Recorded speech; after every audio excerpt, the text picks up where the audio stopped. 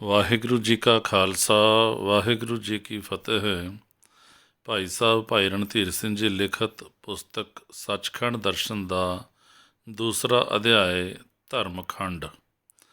ਜਪਜੀ ਸਾਹਿਬ ਦੀ 34ਵੀਂ ਪੌੜੀ ਦਰਸਾਉਂਦੀ ਹੈ ਕਿ ਰਾਤੀ ਰੁੱਤੀ ਥਿੱਤੀ ਵਾਰ ਪਵਨ ਪਾਣੀ ਅਗਨੀ ਪਾਤਾਲ ਮਈ ਕੁਦਰਤੀ ਸਾਜਨਾ ਕਰਤੇ ਅਕਾਲ ਪੁਰਖ ਅਕਾਲ ਦੀ ਸਾਜੀ ਹੋਈ ਹੈ।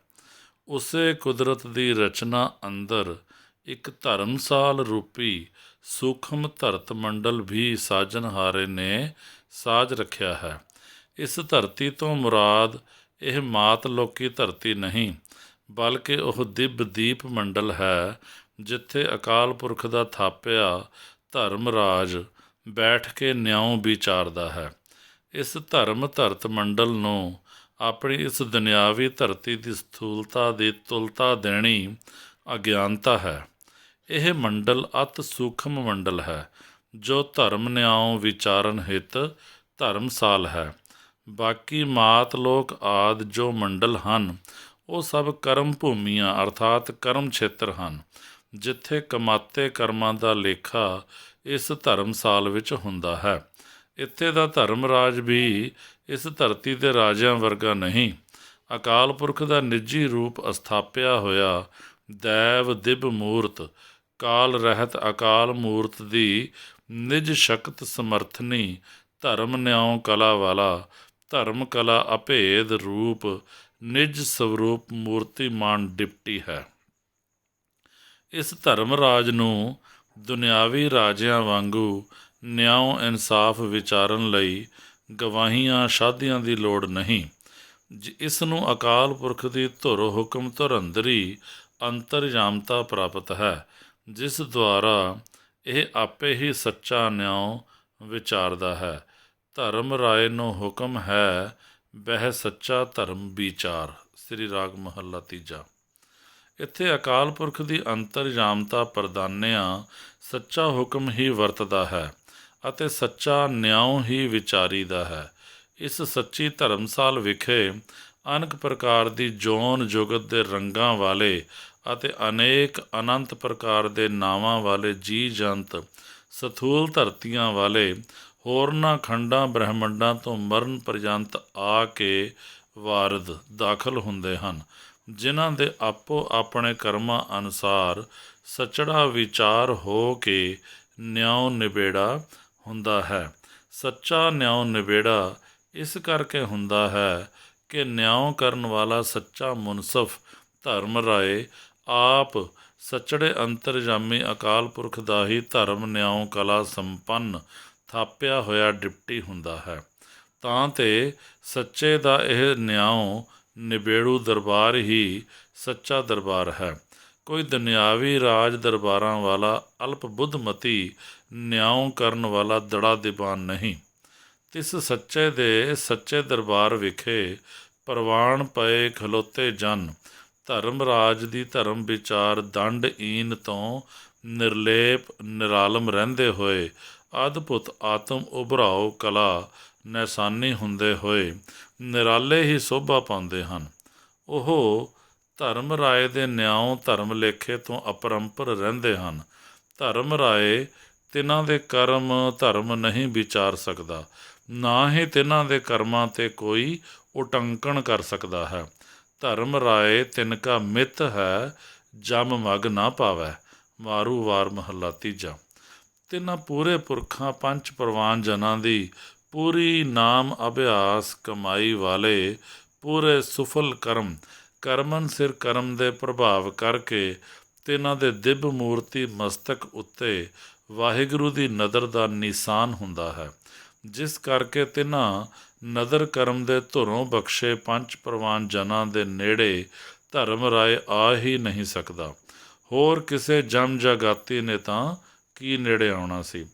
ਉਹ ਪੰਜ ਪ੍ਰਵਾਨ ਜਨ ਧਰਮ ਮੰਡਲ ਧਰਮਸਾਲ ਦੀ ਨਿਆਂ ਟਕਸਾਲ ਤੋਂ ਸੁਰਖਰੂ ਹੋ ਕੇ ਉੱਭਰਦੇ ਹਨ।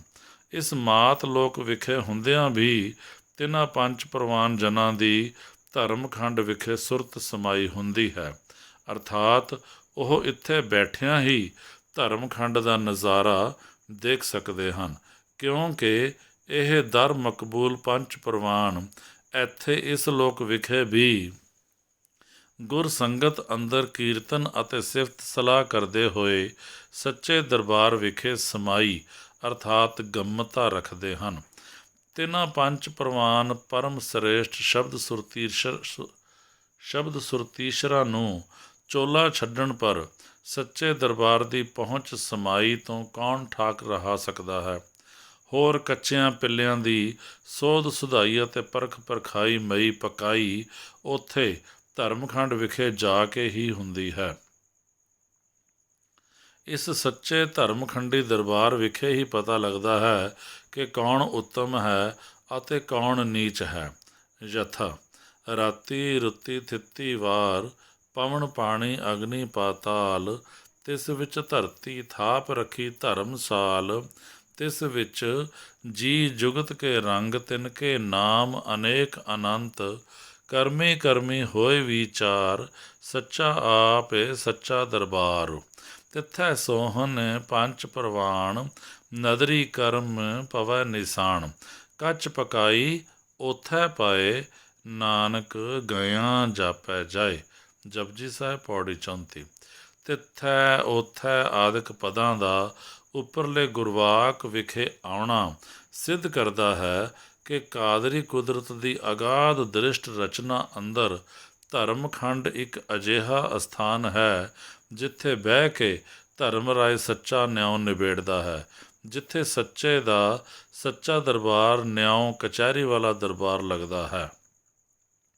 ਇਹ ਧਰਮ ਰਾਏ ਖੰਡੀ ਅਸਥਾਨ ਮੰਡਲ ਕਿਸ ਸਾਖਤ ਦਾ ਬਣਿਆ ਹੋਇਆ ਅਤੇ ਕਿਵੇਂ ਕਿਸ ਪ੍ਰਕਾਰ ਦਾ ਨਿਆਂ ਉੱਥੇ ਨਿਬੇੜੀਦਾ ਹੈ, ਇਹ ਭੇਦ ਤਾਂ ਕੇਵਲ ਉਸ ਧਰਮਖੰਡ ਰੂਪੀ ਅਸਥਾਨ ਵਿਖੇ ਗਿਆਂ ਹੀ ਖੁੱਲ੍ਹਦਾ ਹੈ।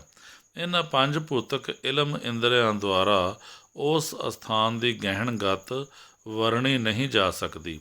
ਜਿਨ੍ਹਾਂ ਪੁੱਗ ਖਲੋਤੇ ਪੰਜ ਪ੍ਰਵਾਨ ਜਨਾਂ ਨੇ ਇੱਥੇ ਇਸ ਮਾਤ ਲੋਕੀ ਮੰਡਲ ਵਿਖੇ ਬੈਠਿਆਂ ਹੀ ਉਸ ਦਿਵ ਮੰਡਲੀ ਅਸਥਾਨ ਧਰਮਖੰਡ ਨੂੰ ਪੇਖਿਆ ਹੈ, ਉਹਨਾਂ ਨੂੰ ਵੀ ਇਹ ਪਰੋਖੋਂ ਨਹੀਂ ਕਿ ਉਹ ਉਸ ਅਸਥਾਨ ਦਾ ਕੋਈ ਨਕਸ਼ਾ ਬੰਨ੍ਹ ਸਕਣ। ਨਕਸ਼ਾ ਬੰਨ੍ਹਣ ਲਈ ਕੋਈ ਅਨੁਮਾਨ ਉਦਾਹਰਨ ਅਜਿਹੇ ਲੋੜੀਂਦੇ ਹਨ ਜਿਨ੍ਹਾਂ ਨੂੰ ਸਮਝ ਕੇ ਇਹ ਮਾਤ ਲੋਕੀ ਸਥੂਲ ਬੁੱਧੀ ਵਾਲੇ ਜੀਵ ਪਤੀਜ ਸਕਣ। ਪਰ ਉਹਨਾਂ ਨੂੰ ਪਤੀਜ ਕਿਵੇਂ ਆਵੇ? ਉਹ ਤਾਂ ਸਥੂਲ ਸ੍ਰਿਸ਼ਟੀ ਪਦਾਰਥਾਂ ਦੇ ਉਦਾਹਰਨ ਦੁਆਰਾ ਹੀ ਪਤੀਜਣਗੇ, ਪਰ ਸਥੂਲ ਸ੍ਰਿਸ਼ਟੀ ਉਦਾਹਰਨ ਨਾਲ ਘਰ ਪੂਰਾ ਹੋ ਨਹੀਂ ਸਕਦਾ, ਨਾ ਹੀ ਪੂਰਾ ਨਕਸ਼ਾ ਬੱਝ ਸਕਦਾ ਹੈ। ਤਾਂ ਤੇ ਅਦ੍ਰਿਸ਼ਟ ਅਗੋਚਰ ਰਚਨਾ ਦੇ ਗੋਜ ਗਿਆਨ ਪਰਥਾਏ ਹੀ ਇਹ ਕਹਿਣਾ ਬਣਦਾ ਹੈ ਕਿ ਕਹਿਬੇ ਕੋ ਸੋਭਾ ਨਹੀਂ ਦੇਖਾ ਹੀ ਪ੍ਰਵਾਨ। ਸ਼ਲੋਕ ਕਬੀਰ ਜੀ। ਅਲਪੱਗ ਜੀਵਾਂ ਦੀਆਂ ਸਹਿਸ ਸਿਆਣਪੀ ਮੱਤਾਂ, ਗੂੜ ਤੋਂ ਗੂੜ ਲੌਜਿਕ, ਫਿਲਾਸਫੀਆਂ ਅਤੇ ਸਾਇੰਸ ਵਿਦਿਆ ਦਾਨਸ਼ਾਂ ਕਿਆਫਾ ਦਾਨੀਆਂ ਵੀ ਇਸ ਇਲਮੁਲ ਗੈਬੀ ਭੇਦ ਦੇ ਤੱਤ ਨੂੰ ਨਹੀਂ ਜਾਣ ਸਕਦੀਆਂ। ਗੁਰਮਤ ਦੇ ਸ਼ਰਧਾਲੂ ਜਨ ਕੇਵਲ ਸਥੂਲ ਗਿਆਨ ਸੰਪੰਨੇ ਪੰਜ ਇੰਦਰੀਆਂ ਦੀ ਸ਼ਹਾਦਤ ਉੱਤੇ ਹੀ ਇਲਮੁਲ ਗੈਬ ਦੇ ਗਿਆਨ ਦਾ ਨਿਰਭਰ ਨਹੀਂ ਰੱਖਦੇ। ਉਹਨਾਂ ਦੀ ਦਿਵ ਦ੍ਰਿਸ਼ਟੀ ਅੰਤਰੀਵੀ ਅਖੜੀਆਂ ਨੂੰ ਜਦੋਂ ਅੰਦਰਲਾ ਚਾਨਣਾ ਹੁੰਦਾ ਹੈ ਤਾਂ ਆਪੇ ਹੀ ਸਾਰੇ ਗੂੜ ਗੁਪਤ ਭੇਤ ਖੁੱਲ੍ਹ ਜਾਂਦੇ ਹਨ। ਇਸ ਅੰਤਰੀਵੀ ਤੱਤ ਆਤਮ ਗਿਆਨ ਦ੍ਰਿਸ਼ਟ ਦੇ ਬੇਤੇ ਹੋਣ ਤੋਂ ਪਹਿਲਾਂ ਤਿਨਾਂ ਦੀ ਸ਼ਰਧਾ ਗੁਰਵਾਕਾਂ ਦੀ ਸਤਤਾ ਉੱਤੇ ਪੱਕੀ ਪ੍ਰਤੀਤ ਵਾਲੀ ਹੁੰਦੀ ਹੈ। ਉਹ ਇਹਨਾਂ ਗੁੰਮਰਾਹ ਕੁਨ ਗਿਆਨ ਵਾਲੇ ਇੰਦਰੀਆਂ ਦੇ ਮਗਰ ਨਹੀਂ ਲੱਗਦੇ ਅਤੇ ਇਹਨਾਂ ਮਗਰ ਲੱਗ ਕੇ ਗੁਰਵਾਕਾਂ ਦੀ ਤੱਤ ਸਤਤਾ ਤੋਂ ਮੁਨਕਰ ਨਹੀਂ ਹੁੰਦੇ। ਉਹਨਾਂ ਦ੍ਰਿੜ ਕਰਕੇ ਇਸ ਗੱਲ ਨੂੰ ਗਹਿਆ ਹੋਇਆ ਹੁੰਦਾ ਹੈ ਕਿ ਜੋ ਕੁਛ ਗੁਰਬਾਣੀ ਆਖਦੀ ਹੈ ਸੋ ਸਭ ਸਤ ਸਤ ਹੈ, ਹੋਰ ਕੱਚ ਮਤੀਆਂ ਸਭ ਕੂੜੀਆਂ ਹਨ। ਗੁਰਵਾਕਾਂ ਦੀ ਇਹ ਸ਼ਰਧਾ ਭਾਵਨੀ ਤਿਨਾਂ ਨੂੰ ਪਰਮਾਰਥ ਦੇ ਤੱਤ ਖੋਜੀ ਬਣਾਉਂਦੀ ਹੋਈ ਅਤੇ ਗੁਰਬਚਨਾਂ ਦੀ ਕਮਾਈ ਕਰਾਉਂਦੀ ਹੋਈ ਗੁਪਤ ਰਚਨਾ ਦੇ ਸਭ ਭੇਦ ਖੋਲ੍ਹ ਦਿੰਦੀ ਹੈ। ਜਿਸ ਤੱਤ ਲਖਤਾ ਵਾਲੀ ਆਤਮ ਅਵਸਥਾ ਨੂੰ ਉਹ ਅੰਦਰੋਂ ਅੰਦਰ ਮਾਣ ਕੇ ਵਿਗਸਦੇ ਅਤੇ ਬਿਸਮ ਆਨੰਦੀ ਹੋਵਦੇ ਹਨ। ਜਪਜੀ ਸਾਹਿਬ ਦੀ ਪਿਛਲੀ ਉੱਪਰਲੇ ਪ੍ਰਮਾਣ ਵਿੱਚ ਦਿੱਤੀ ਪੌੜੀ ਵਿੱਚ ਵਰਣਨ ਕੀਤੇ ਧਰਮ ਖੰਡ ਦੇ ਬਿਰਤਾਂਤ ਨੂੰ ਅਗਲੀ 35ਵੀਂ ਪੌੜੀ ਦੇ ਆਰੰਭ ਵਿੱਚ ਹੀ ਗੁਰੂ ਸਾਹਿਬ ਇਉਂ ਨਿਜਮਾਉਂਦੇ ਹਨ। ਧਰਮ ਖੰਡ ਕਾ ਇਹੋ ਧਰਮ ਅਰਥਾਤ ਉੱਪਰਲੀ ਪੌੜੀ ਵਿੱਚ ਨਿਰੂਪਣ ਅਤੇ ਵਰਣਨ ਕੀਤਾ ਨਿਰਣਾ ਹੀ ਧਰਮ ਖੰਡ ਦਾ ਤਤ ਨਿਜਮਾਵਲੀ ਬਿਰਤਾਂਤ ਹੈ।